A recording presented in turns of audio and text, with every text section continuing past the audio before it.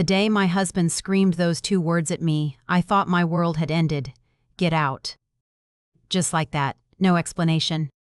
No apology. Just pure rage in his eyes and a finger pointing toward the door. I stood there in our living room, the room where we'd celebrated anniversaries and Christmas mornings, and I felt something inside me break. But what he didn't know, what he couldn't have possibly known, was that those two words would become the catalyst for the most unexpected turn my life would ever take. And it all started with the man next door, someone I'd barely spoken to in 3 years of living side by side. Let me take you back to the beginning, to the moment when I thought I had everything figured out. My name is Sarah, and for 8 years I was married to David. We met in college, one of those picture-perfect love stories everyone talks about. He was studying business, I was in marketing, and we just clicked. After graduation, we got married in a small ceremony with close friends and family. Life seemed simple back then. We bought a modest house in a quiet neighborhood, the kind of place where everyone waves at each other, and kids ride their bikes on the sidewalk. David worked as a regional manager for a logistics company. The job paid well, and I worked from home as a freelance graphic designer. We had our routines, our inside jokes, our comfortable silence. At least, that's what I thought. Looking back now, I realize I was living in a carefully constructed illusion, one that David had been building for longer than I ever suspected. Our neighbor, Marcus, moved in about 3 years ago. He was quiet, kept to himself mostly, a software engineer who worked remotely, just like me. We'd exchange pleasantries when taking out the trash or checking the mail. Good morning. Nice weather, that kind of thing. He seemed kind, always offering to help elderly Mrs. Patterson across the street with her groceries. But we never really talked beyond surface-level greetings. David never seemed to care much about the neighbors anyway. He was always too busy, too focused on work, too distracted by his phone. That phone. God, how I wish I'd paid more attention to that phone earlier. But hindsight is cruel that way, isn't it? It shows you all the signs you missed, all the red flags you ignored because you trusted someone completely. The changes in David started about 6 months before that terrible day. Small things at first. He'd come home later from work, always with reasonable explanations. Big project. Traffic was terrible. Had to meet a client for dinner. His phone was suddenly password protected, something he'd never bothered with before. When I asked about it, he laughed it off, said there was sensitive work information and the company required better security. It made sense. I believed him. He started going to the gym more often, taking more care with his appearance. New cologne. New clothes. At first, I was happy about it. I thought maybe he was just trying to feel better about himself, maybe going through some kind of positive midlife awakening. Women are taught to be supportive, aren't we? To encourage our partners. To not be suspicious or jealous. To trust. So that's what I did. I trusted him completely, even as the distance between us grew wider with each passing week. Our conversations became shorter. Our dinners were spent in silence, him scrolling through his phone while I tried to talk about my day. Our bedroom became just a place to sleep, nothing more. The warmth we once shared had turned cold, but I kept telling myself it was just a phase. Every marriage has rough patches, right? We'd get through it. We always did. Then came that Thursday afternoon in late September. I remember the date exactly. September 28th. The leaves were just starting to turn, that beautiful mix of gold and orange that makes autumn feel magical. I had finished work early and decided to surprise David with his favorite dinner, homemade lasagna, garlic bread, the works. I even bought a nice bottle of wine, thinking maybe we could reconnect, talk things through, remember why we fell in love in the first place. He came home at 7, 2 hours later than usual. His face was flushed, his tie loosened, and there was a look in his eyes I'd never seen before. Not anger yet, but something else. Guilt, maybe. Fear. I smiled at him, told him about the dinner I'd made, but he barely looked at me. "We need to talk," he said. Those 4 words that never lead anywhere good. We sat down at the dining table, the lasagna getting cold between us, and he just stared at his plate. I waited, my heart already starting to race because some part of me knew, some instinct was screaming that everything was about to change. "I want a divorce," he said. Just like that. No build-up. No cushioning the blow. I sat there, fork in hand, trying to process what I'd just heard. A divorce. After 8 years. After everything we'd built together. I asked him why, my voice shaking. I asked him if there was someone else, and that's when his face changed. That's when I saw the anger. He stood up so fast his chair fell backward. He started yelling, accusing me of being paranoid, of not trusting him, of always questioning him. The words came so fast I could barely keep up. He said I was suffocating him, that I'd changed, that he couldn't do this anymore. And then, when I tried to defend myself, when I tried to ask him to calm down and talk to me like an adult, he lost it completely. "Get out," he screamed. His face was red, veins bulging in his neck. "Get out of my house. Get out of my life. I don't want to see you right now." I stood there in shock, unable to move, unable to breathe. This was my home too. Our home. How could he just tell me to leave? But the look in his eyes terrified me. I'd never seen him like this. In 8 years of marriage, we'd had arguments, sure, but nothing like this. Never this level of rage. Never this level of cruelty. So I left. I grabbed my purse, my phone, and my laptop bag, and I walked out the front door in a daze. I didn't even know where I was going. My parents lived 3 states away. My best friend was on vacation in Europe. I had nowhere to go. I stood on our front lawn, the evening air cool against my skin, trying to figure out what to do next. My hands were shaking so badly I could barely hold my phone. That's when I heard his voice. "Sarah, are you okay?" I turned and saw Marcus standing in his driveway. He must have heard the yelling. Our houses were close enough that raised voices carried, especially with the windows open on a mild autumn evening. He looked concerned, his brow furrowed, and there was genuine worry in his eyes. "I'm fine," I lied, because that's what we do, isn't it? We pretend everything's okay even when our world is falling apart. But my voice cracked, and tears started streaming down my face before I could stop them. "You're not fine," he said softly. He walked over, keeping a respectful distance, but close enough that I could see the kindness in his face. "Do you need help? Do you have somewhere to go?" I shook my head, unable to speak. The reality of my situation was hitting me all at once. I had no family nearby, no close friends in the immediate area, and my husband had just kicked me out of my own home. Marcus hesitated for a moment, then made a decision. "Come on," he said. "You can stay at my place tonight, just until you figure things out. I have a guest room. It's not much, but it's warm and safe." I should have said no. I should have gone to a hotel or figured something else out. But I was exhausted, emotionally drained, and the idea of being alone in some sterile hotel room felt unbearable. So I nodded, and I followed him to his house, crossing the invisible line between our properties that I'd never crossed before. Marcus's home was surprisingly cozy.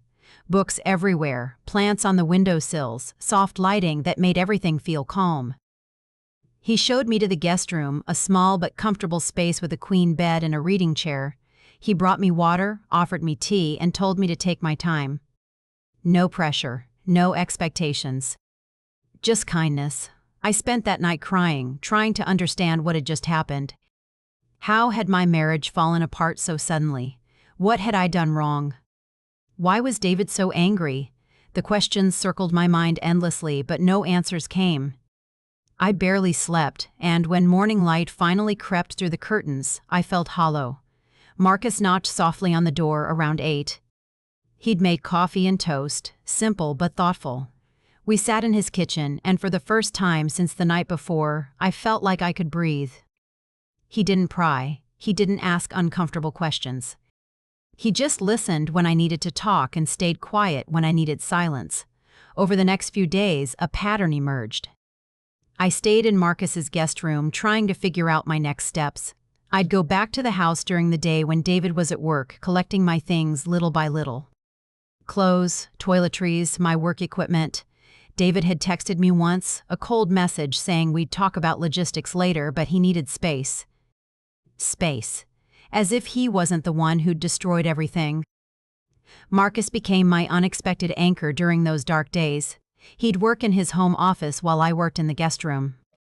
We'd have lunch together sometimes, nothing fancy, just sandwiches or leftovers. He'd tell me about his projects, I'd tell him about my design work. Slowly, I started to feel human again, started to feel like maybe I could survive this. But I noticed something during those visits to my house. David was never there when he said he'd be at work. His car would be in the driveway at odd hours. I'd see him leaving in the middle of the day, dressed too nicely for a regular work day. And once, when I went to grab some files from the home office, I found a receipt, dinner for two at an expensive restaurant downtown, dated 3 days before he'd asked for a divorce. The receipt was tucked in his desk drawer, and on the back, written in handwriting that wasn't his, were the words, "Can't wait to see you again." My hands trembled as I held that receipt. There it was, proof. He'd been lying all along. There was someone else, and he'd had the audacity to look me in the eye and tell me I was paranoid for even suggesting it. The betrayal cut deeper than the divorce request. It wasn't just that he wanted to leave. It was that he'd been living a double life, making me feel crazy for noticing the distance between us. I took a photo of the receipt with my phone. I don't know why exactly, maybe for evidence if we ended up in a messy divorce. Maybe just to remind myself that I wasn't losing my mind. Then I put it back exactly where I found it and left the house, my heart pounding. That evening, I told Marcus what I'd found. We were sitting on his back porch, watching the sunset paint the sky in shades of pink and purple. He listened quietly, then looked at me with an expression I couldn't quite read. "I'm sorry you're going through this," he said. "You deserve so much better." There was something in his voice, a depth of understanding that surprised me. I asked him if he'd ever been through something similar, and he nodded slowly. "My ex-wife," he said. 5 years ago, same thing. She was seeing her personal trainer for months before I found out. Made me feel like I was imagining things, like I was the problem. When I finally caught them, she tried to blame me, said I was too boring, too focused on work, that she needed excitement. It took me a long time to realize that her choices weren't my fault. We sat in comfortable silence after that, two people who'd been burned by betrayal, finding unexpected solace in each other's company. And that's when something shifted. I looked at Marcus differently that night. Not as just a neighbor or a kind stranger, but as someone who truly understood what I was going through. Someone who saw me, really saw me, in a way David hadn't in years. The next 2 weeks were a blur of logistics and pain. David finally agreed to meet with me to discuss the divorce. We sat across from each other in a coffee shop, a neutral location where neither of us could make a scene. He was cold, businesslike, treating our 8-year marriage like a failed business transaction. He wanted the house. He wanted most of our savings. He wanted to move forward quickly, no fuss, no drama. I asked him point blank if there was someone else. He looked me right in the eye and lied. "No," he said. "There's no one else. I just don't love you anymore." "I haven't for a while. It's better we end this now." The cruelty of those words hit me like a physical blow. "I just don't love you anymore." As if love was something that could simply evaporate. As if 8 years meant nothing. But I kept my composure. I told him I wanted time to think about his proposals, to consult with a lawyer. He shrugged, indifferent, and that indifference hurt more than anger would have. I left that coffee shop feeling numb. I sat in my car in the parking lot and let myself cry, really cry, for the first time since this nightmare began. When I finally pulled myself together enough to drive, I went back to Marcus's house, the only place that felt remotely safe. Marcus was in his kitchen, cooking dinner. The smell of garlic and herbs filled the house, and something about that simple domesticity made me break down again. He saw me, set down his spatula, and just opened his arms. I collapsed into that embrace, sobbing into his shoulder while he held me steady, one hand gently rubbing my back. "You're going to be okay," he whispered. "I promise you're going to be okay." Over dinner that night, pasta with homemade sauce that Marcus had learned from his Italian grandmother, we talked more openly than we ever had. I told him about the early days with David, the good times, how I'd thought we'd grow old together. He told me about his marriage, how he'd blamed himself for years until therapy helped him see that some people are just broken in ways you can't fix. "Have you thought about what you want?" he asked. "Not what David wants, but what you want." I hadn't. I'd been so focused on reacting to David's decisions, so caught up in trying to understand where things went wrong, that I hadn't stopped to think about what I actually wanted for my future. That question kept me up that night, staring at the ceiling of Marcus's guest room, really thinking about it for the first time. I wanted peace. I wanted honesty. I wanted to be with someone who saw me as a partner, not as an obligation. And as I lay there in the dark, I realized something else. The person who'd shown me more kindness and respect in 2 weeks than my husband had in months was sleeping just down the hall. The thought scared me. Was I developing feelings for Marcus? Was it just gratitude, or was it something more? I pushed the thoughts away, telling myself I was vulnerable, that my emotions were all over the place. The last thing I needed was to complicate an already messy situation, but fate, or maybe just David's own stupidity, was about to force my hand in ways I never could have anticipated. 3 days later, I went back to the house during David's supposed work hours to collect more of my belongings. I had a key still, and legally it was still my house too until the divorce was finalized. I walked in through the front door, calling out David's name just to make sure he wasn't home. Silence. Good. I headed upstairs to pack up more clothes and personal items. But as I reached the top of the stairs, I heard something. Laughter. A woman's laughter, coming from our bedroom. My heart stopped. I stood frozen in the hallway, barely breathing. Then I heard David's voice, low and intimate, followed by more laughter. They were in there, in our bed. In the home we'd built together. The betrayal, the sheer audacity of it made my blood run cold. I could have burst in. I could have confronted them. But something stopped me. Maybe it was the part of me that Marcus's kindness had started to heal, the part that knew I deserved better than a dramatic confrontation that would only leave me more hurt. Instead, I pulled out my phone and started recording. I stood outside our bedroom door and captured audio of their conversation, their laughter, the unmistakable sounds of intimacy. After a few minutes, I quietly went back downstairs and left the house. My hands were shaking so badly I could barely get my key in the car door. I drove back to Marcus's place on autopilot, my mind reeling. When I walked in, Marcus took one look at my face and knew something terrible had happened. I told him everything, showed him the audio recording on my phone. His jaw clenched, anger flashing in his eyes, but not at me, at David. At the woman, at the whole situation. "What are you going to do?" he asked. "I don't know," I said honestly. But I knew one thing. I was done being David's victim. I was done being the understanding wife who stayed quiet while her world crumbled. It was time to take control of my own story. That night, Marcus and I stayed up late talking through my options. He was careful, never pushing me in any direction, just helping me think clearly. We discussed lawyers, evidence, how to protect myself financially. And somewhere in that conversation, sitting side by side on his couch with cold coffee and legal pad notes spread between us, I felt something shift again. Marcus's hand brushed against mine as he reached for his coffee cup, and neither of us pulled away. We sat like that for a moment, fingers barely touching, and the air between us changed. He looked at me, really looked at me, and I saw something in his eyes I hadn't seen in years from anyone. Respect. Admiration. Maybe even something deeper. "I should go to bed," I said, but I didn't move. "Sarah," he said softly, "I need to tell you something. And I need you to know I'm not saying this to take advantage of the situation or because I think you're vulnerable. I'm saying it because it's true and you deserve to know. You're an incredible person. The way you've handled all of this, the strength you've shown, it's remarkable. And David is an absolute fool for not seeing what he had." My breath caught. Marcus wasn't finished. "These past few weeks, getting to know you, seeing who you really are, it's been the best part of my year, maybe the best part of several years. And I know the timing is terrible, I know you're going through hell right now, but I needed you to know that someone sees you, really sees you, and thinks you're pretty amazing. I should have been overwhelmed. I should have pulled back, told him it was too soon, too complicated.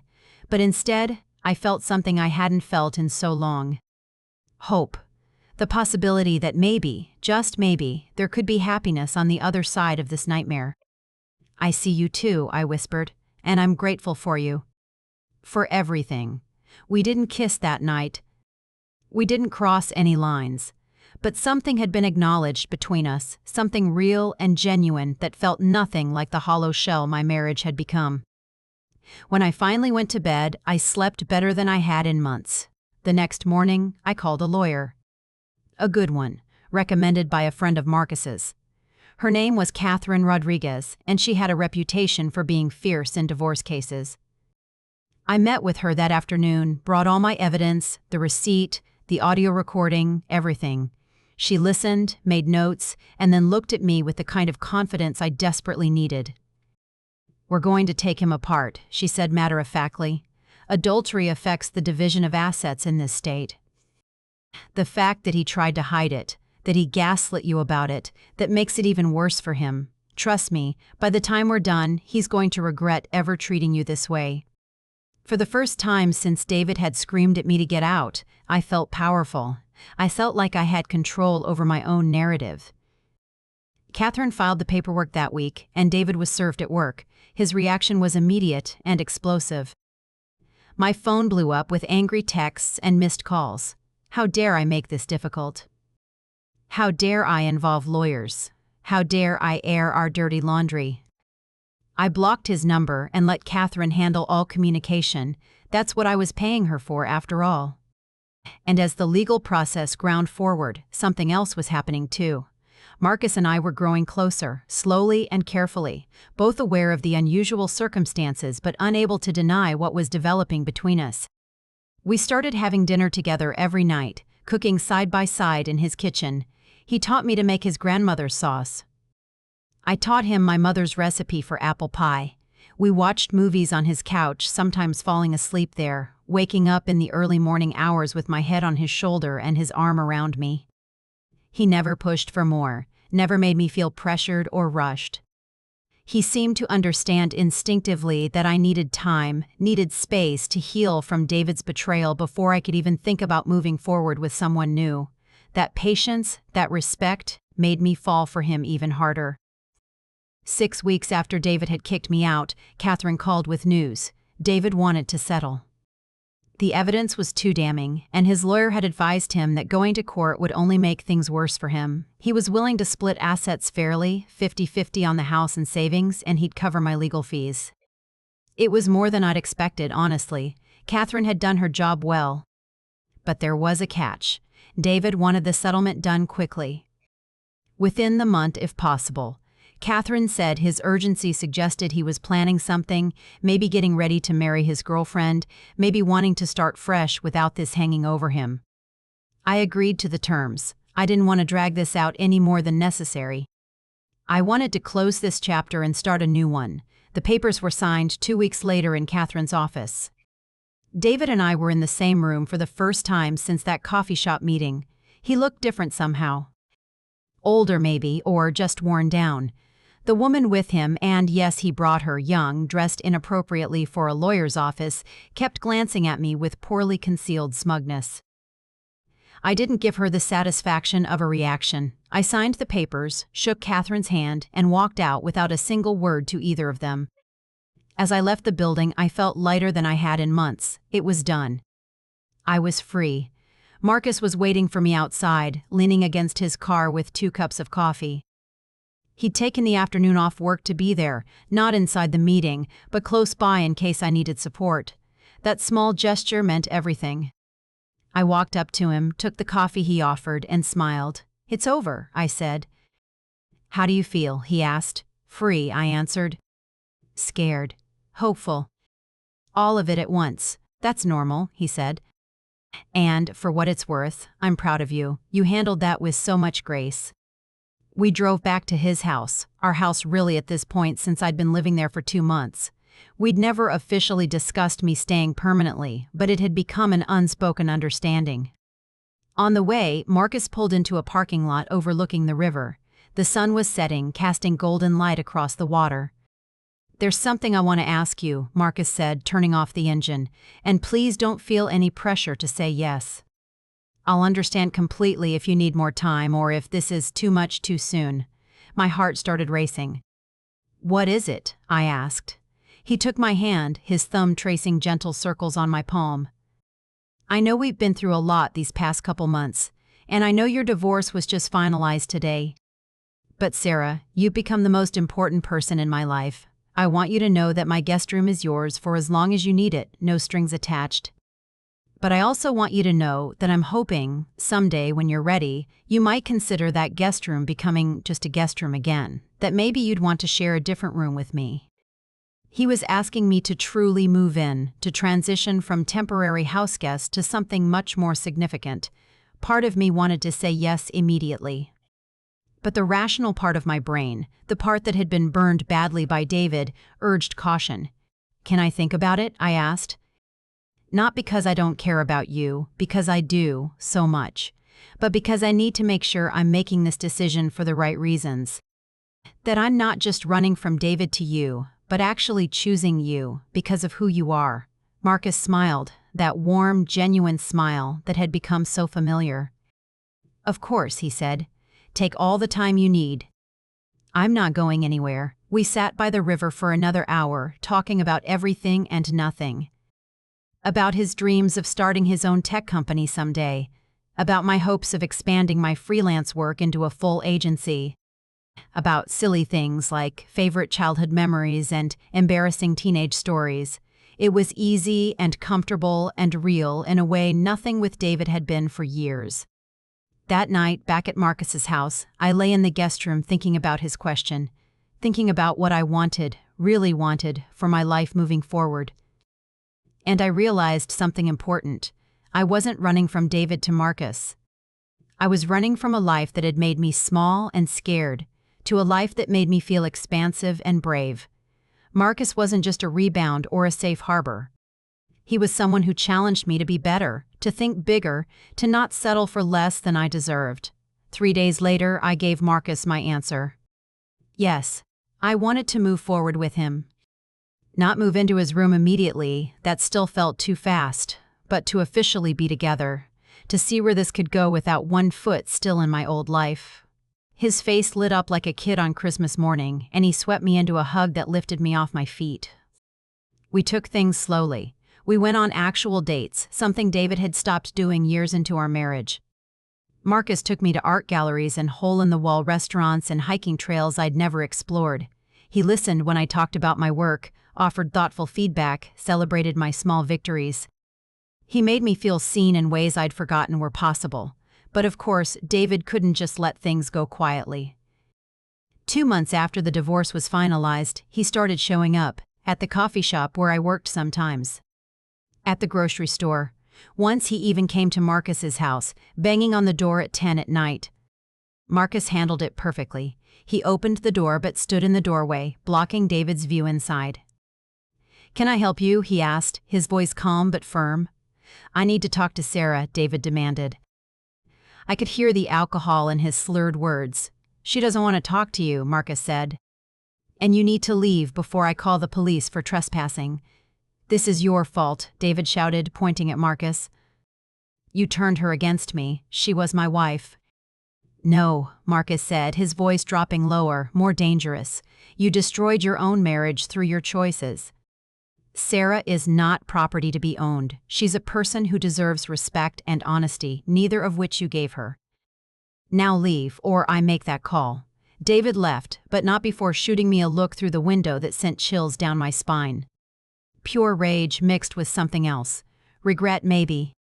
Or just wounded pride. Either way, it scared me. Marcus called the police anyway, filed a report for harassment, made sure there was a paper trail in case David escalated. "He's not going to stop," I said that night, curled up on the couch with Marcus. "His girlfriend must have left him. That's the only reason he'd be acting like this." Marcus pulled me closer. "Then we'll deal with it together. You're not alone in this anymore, and we did deal with it." David tried a few more times to contact me, leaving voicemails that swung wildly between apologetic and accusatory. Catherine helped me file a restraining order when his messages turned threatening. The judge granted it based on the pattern of harassment and David's increasingly erratic behavior. The restraining order seemed to finally get through to him. The messages stopped. The unexpected appearances ended. I could breathe again. And with that weight lifted, I could focus on building something new. Something better. Marcus and I fell into a rhythm that felt natural and right. We worked during the day, cooked together in the evening, spent weekends exploring the city or just relaxing at home. I started landing bigger freelance clients, projects that excited me creatively and paid well. Marcus got a promotion at work and started seriously planning that tech startup he'd always dreamed about. 6 months after my divorce was finalized, I finally moved into Marcus's room. It felt right by then, not rushed or reactive, but a natural progression of what we built together. We painted the guest room and turned it into a proper home office for me, a space where I could grow my business. But the real revenge, if you can call it that, came about 8 months after the divorce. I ran into David's girlfriend, now ex-girlfriend, based on what happened next, at a restaurant downtown. She was sitting alone at the bar, nursing a cocktail, and she looked miserable. I almost walked past, but something made me stop. "You're Sarah," she said. It wasn't a question. I nodded. "Can I buy you a drink?" she asked. "I need to apologize to you. I should have said no. Should have kept walking, but curiosity got the better of me." I sat down. She ordered us both wine, expensive wine, and then she started talking. Her name was Jessica. She was 29, worked in marketing at David's company. That's how they'd met. Jessica took a long sip of her wine before continuing. "I thought he was this successful, charming guy who was trapped in a dead marriage. That's what he told me. Said you two had been separated emotionally for years, that the divorce was just a formality. I actually believed I was helping him escape something toxic."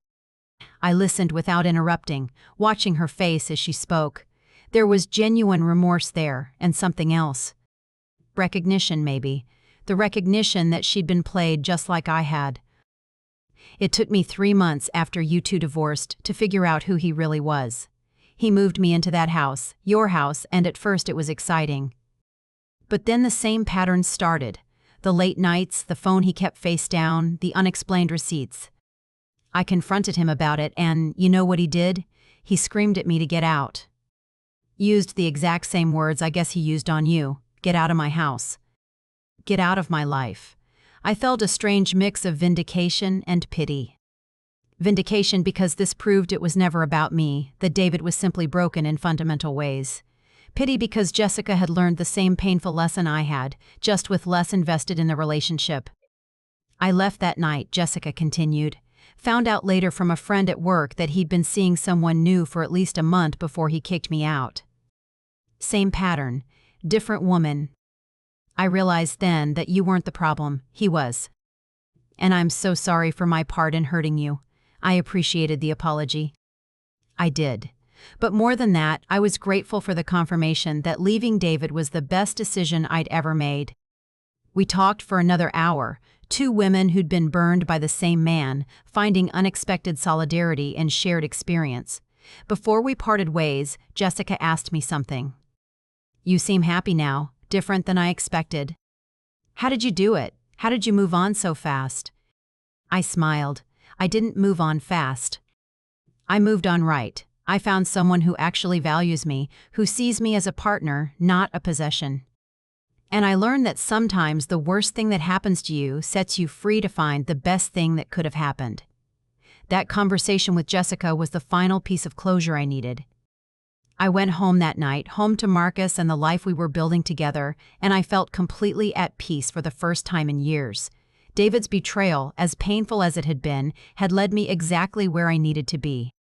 Marcus was in the kitchen when I got back, attempting to make homemade pasta from scratch. He had flour on his nose and dough stuck to his fingers, and he looked absolutely ridiculous and completely perfect. I laughed, really laughed, and went to help him. "How was your day?" he asked, carefully rolling out the dough. "I ran into David's ex-girlfriend," I said. "We had an interesting talk." Marcus raised his eyebrows but didn't pry. I told him the basics of the conversation, about Jessica's apology and revelation that David had done to her exactly what he'd done to me. Marcus listened while we worked together, cutting the pasta into strips. "You know what the best part is," I said. "I don't feel angry anymore. Not at David, not at Jessica, not even at myself for not seeing the signs earlier. I just feel grateful." "Grateful," Marcus asked. "That he did what he did. Because if he hadn't, if he'd kept up the charade longer, I might have wasted more years in that marriage. His betrayal freed me, and it brought me to you." Marcus set down his knife and turned to face me fully. He cupped my face in his flour-dusted hands and kissed me gently. "I love you," he said. "I have for months. And I'm grateful too. Grateful that I get to be the person you chose to build something new with." "I love you too," I whispered back, and I meant it completely. Over the next year, life continued to improve in ways I couldn't have imagined during those dark days after David threw me out.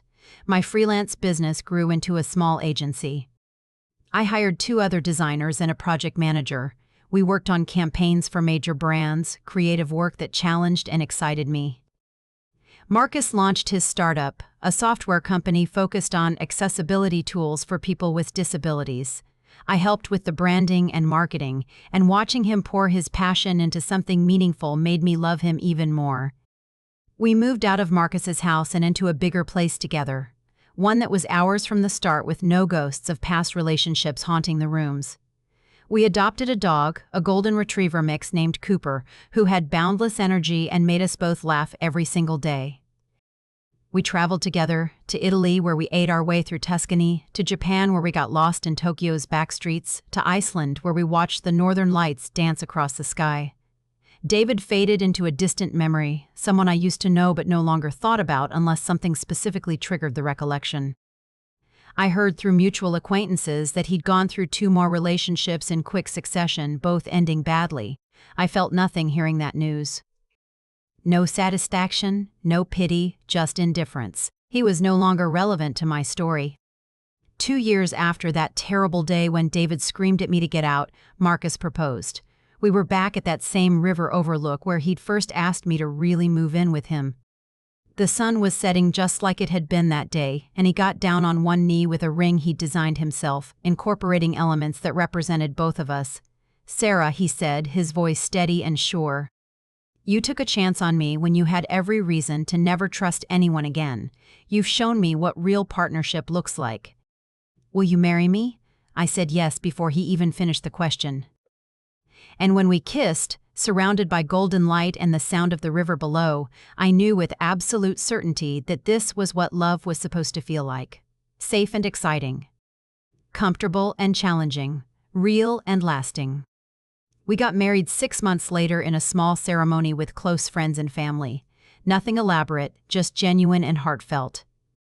My parents walked me down the aisle together, both of them crying happy tears because they'd watched me survive heartbreak and find genuine happiness. Marcus's sister was his best woman, and my best friend flew in from overseas to stand beside me. During our vows, Marcus promised to always see me, really see me, and to never take me for granted.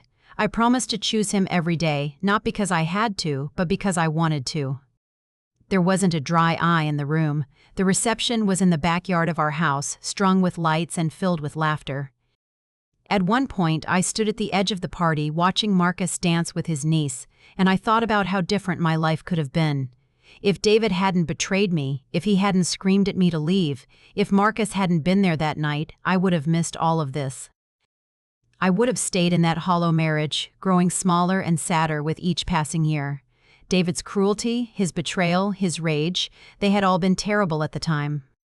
But they'd also been necessary. They pushed me out of a life that was slowly suffocating me and into a life where I could finally breathe. His worst moment became the catalyst for my best life. That realization brought a sense of closure I hadn't expected. I didn't need revenge against David because karma had already handled it.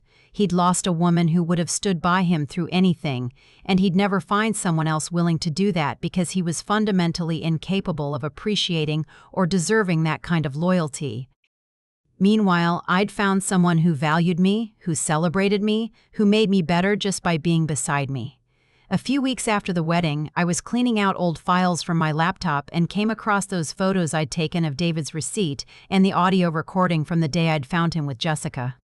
I stared at them for a moment, remembering how much pain they'd represented. Then I deleted them. All of them. I didn't need that evidence anymore. Didn't need to hold on to that anger or hurt. Marcus came into the office and saw me staring at the empty trash bin on my screen. "You okay?" he asked. "Better than okay," I said. I just let go of the last pieces of my old life. He came over and kissed the top of my head. "Proud of you," he murmured. "Ready to grab dinner?" We went to our favorite Thai restaurant, the one with the terrible lighting but incredible food. Over pad thai and spring rolls, we talked about our plans for the future. Marcus's company was doing well enough that he was thinking about expanding. I'd been approached about a partnership opportunity that would grow my agency significantly. We discussed potentially buying a bigger house, maybe starting to think about kids in a year or two. It was the kind of conversation I'd tried to have with David countless times, but he'd always shut down, changed the subject, made it clear that my dreams and plans weren't important to him. With Marcus, every conversation felt like we were building something together, brick by brick, dream by dream. As we walked back to our car that night, hand in hand under streetlights, I thought about that moment on our lawn when Marcus had first asked if I was okay.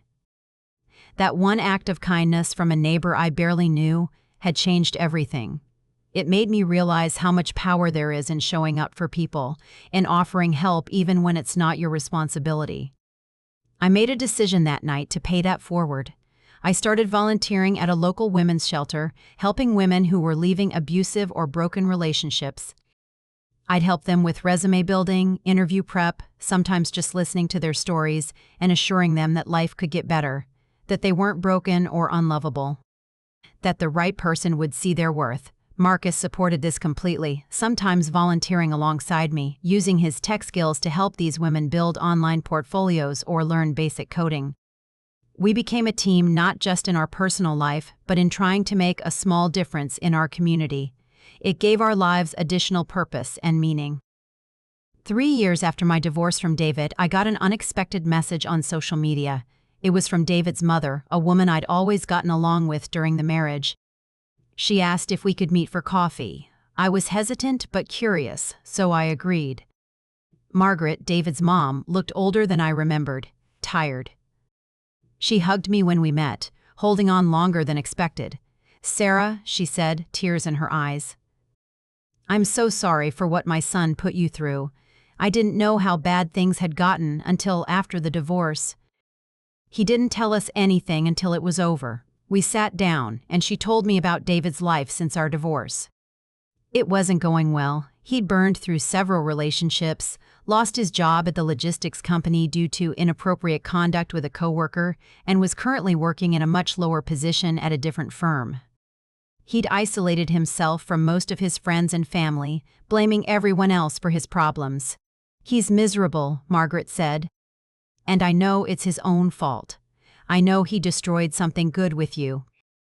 I just wanted you to know that I never agreed with how he treated you. You were always kind to us, always welcomed us into your home.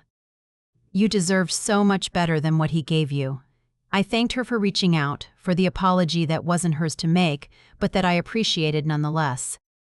I told her about my life now, about Marcus and the business and how happy I was. She smiled through her tears, said she was glad I'd found peace and joy. Before we parted, she said something that stuck with me. "You know, watching you rebuild your life, seeing you thrive, I think it finally got through to David that he threw away something irreplaceable. Not that it changes anything for you, but I thought you should know. You won. Not because his life fell apart, but because you refused to let his actions define your future." She was right. The real victory wasn't that David's life had gotten worse. It was that mine had gotten immeasurably better. That I'd taken the worst thing that had happened to me and transformed it into the catalyst for the best chapter of my life.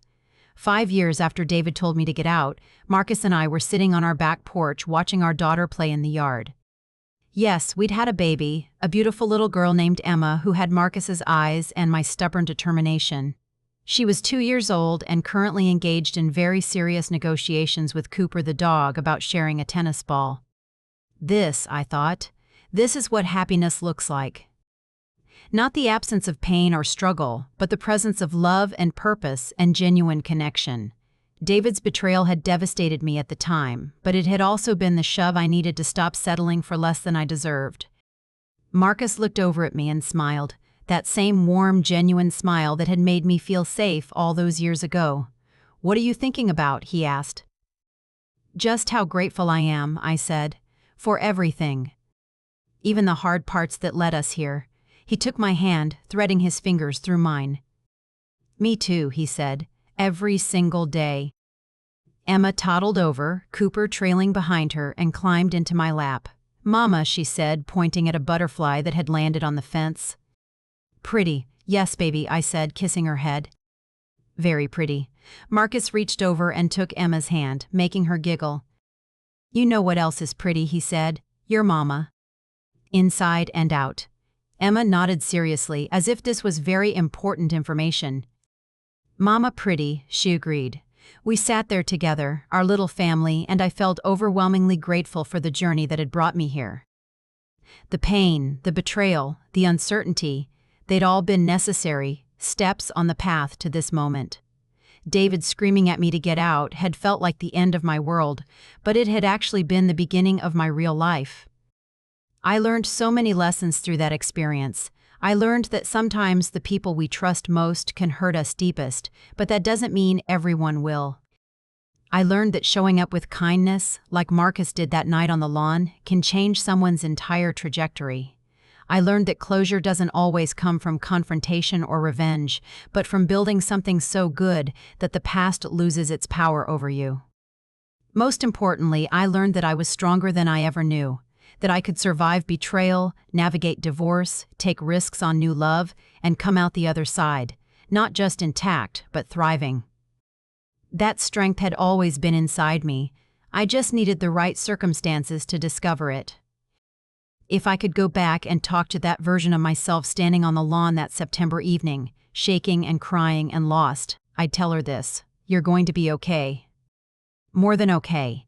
This terrible moment is going to lead you to a man who sees your worth, a career that fulfills you, a daughter who will teach you what unconditional love really means, and a life so rich and full that you'll eventually be grateful this happened." I'd tell her that the neighbor who offers you kindness in your darkest hour will become your greatest love, that the betrayal that breaks your heart will also break you free from a life that was slowly killing your spirit. That everything you're about to go through, as painful as it will be, is preparing you for something beautiful. And I'd tell her what I now know with absolute certainty: that sometimes the best revenge is no revenge at all. It's building a life so full of love and purpose and joy that the person who hurt you becomes completely irrelevant.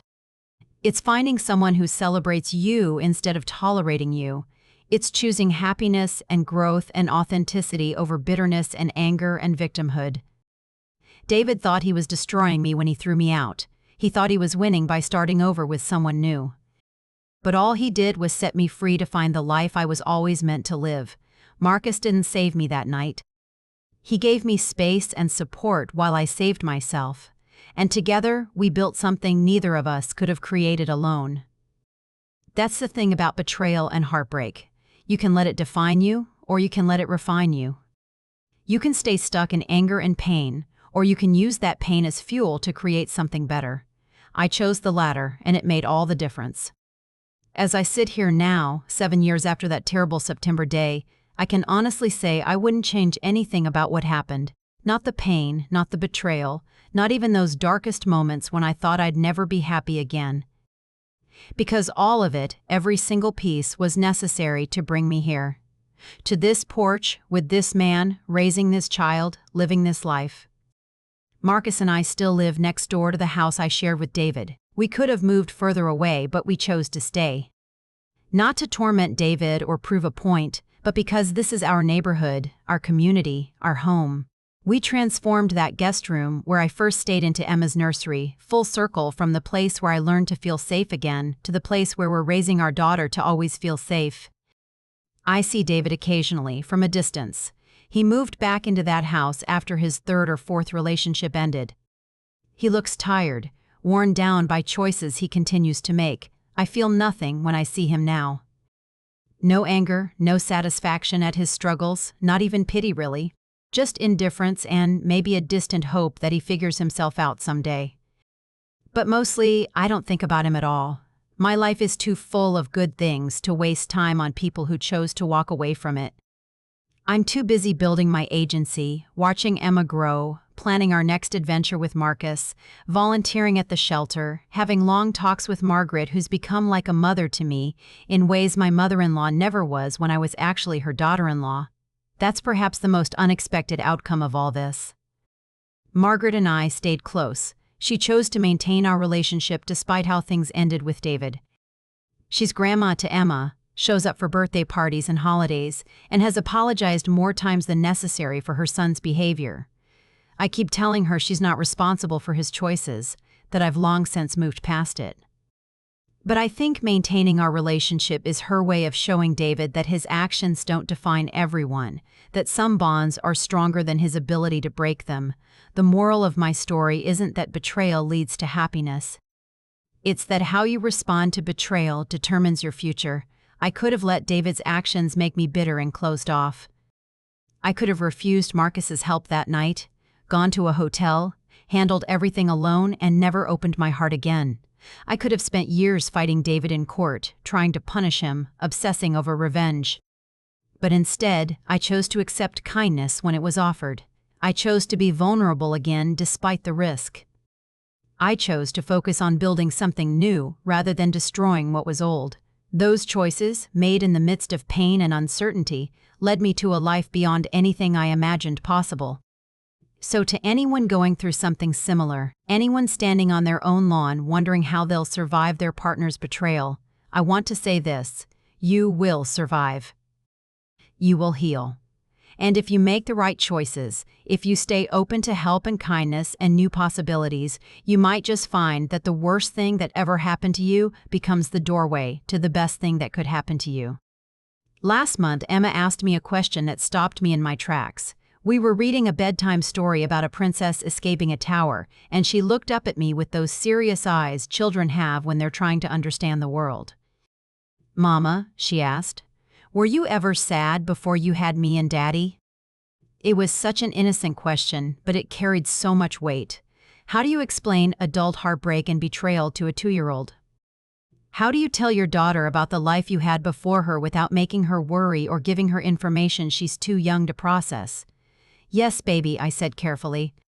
"A long time ago, before I met Daddy, I was very sad. But then I met Daddy and he helped me feel happy again.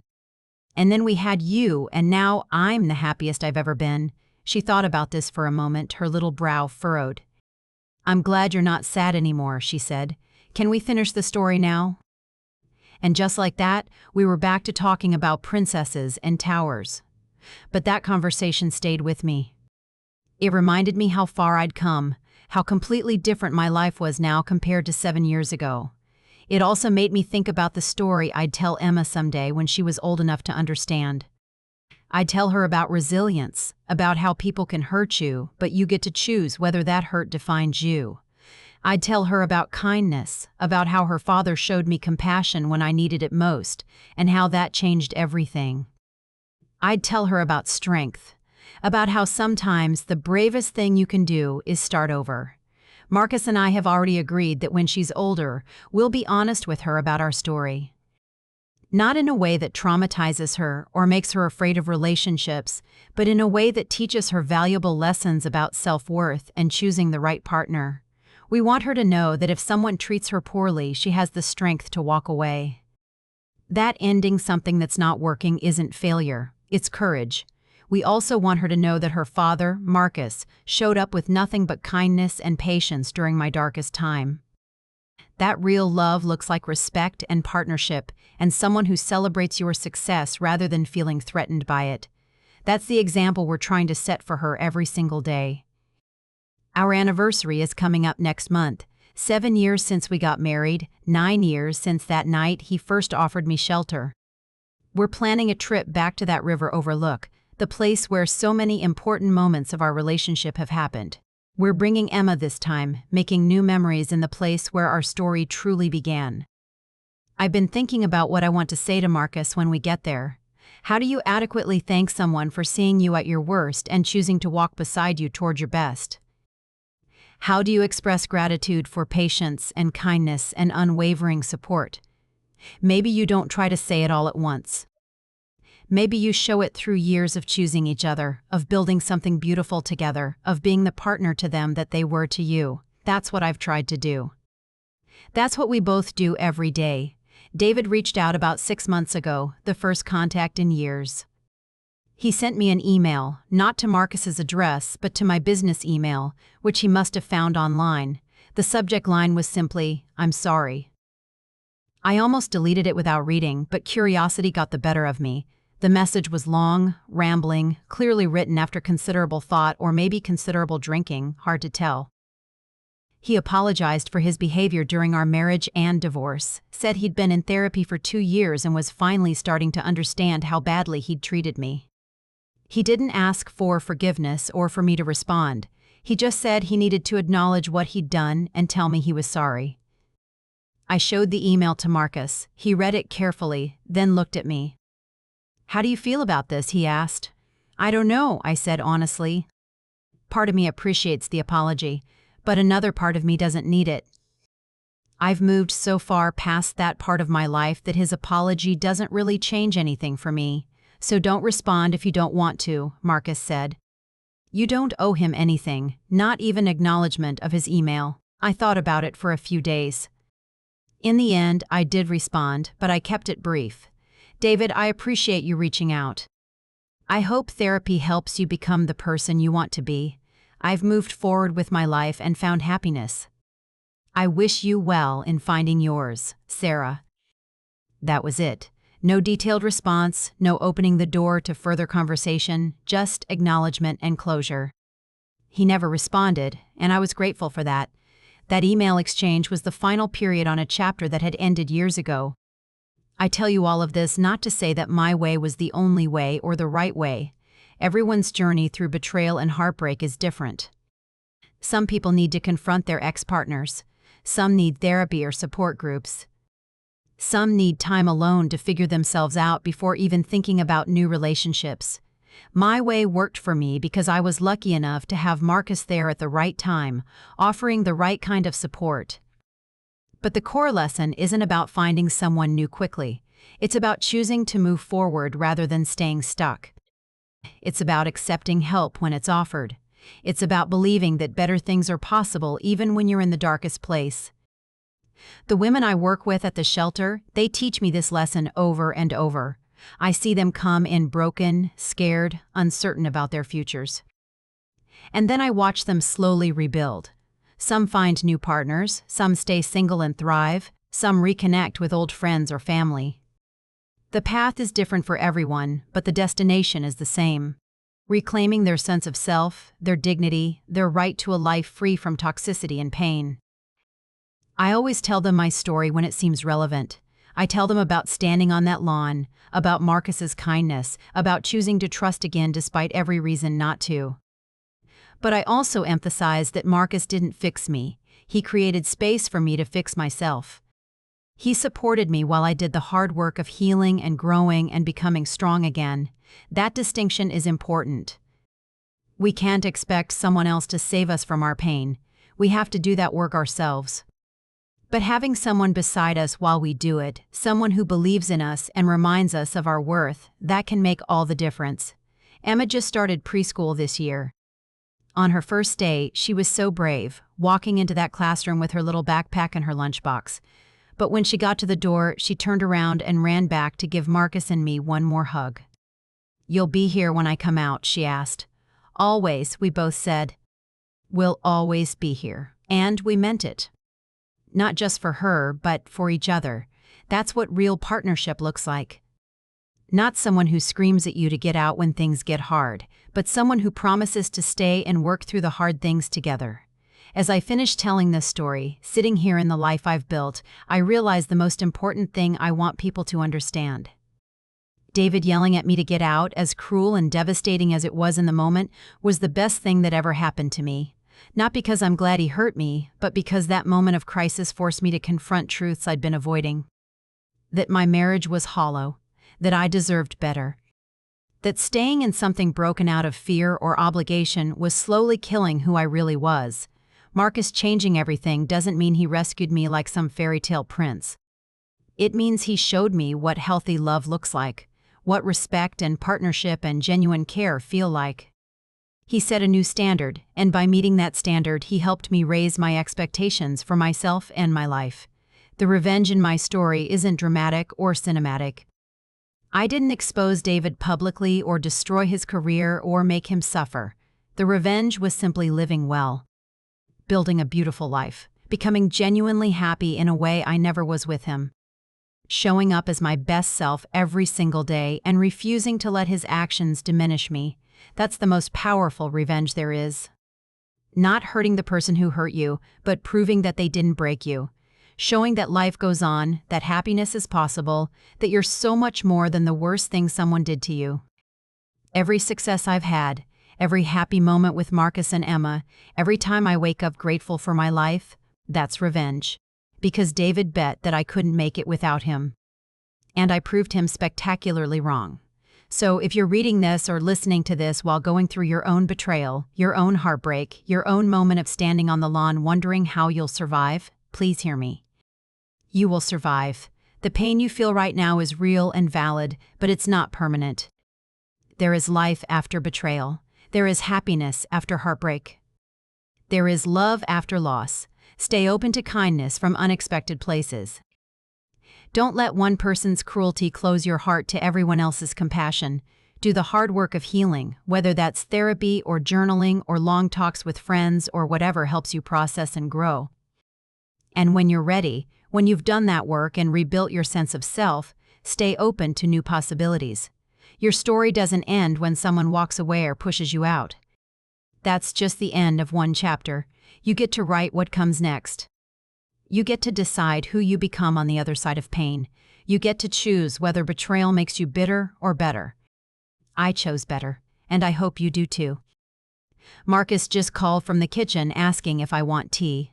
Emma is singing to herself in her room, making up songs about Cooper and butterflies. The evening sun is streaming through our windows, painting everything golden. This is my life now. This is what I chose to build from the ashes of what was destroyed, and I wouldn't change a single thing about the journey that brought me here. Not the pain, not the tears, not even that terrible moment when David screamed at me to get out, because all of it, every single moment, led me to this.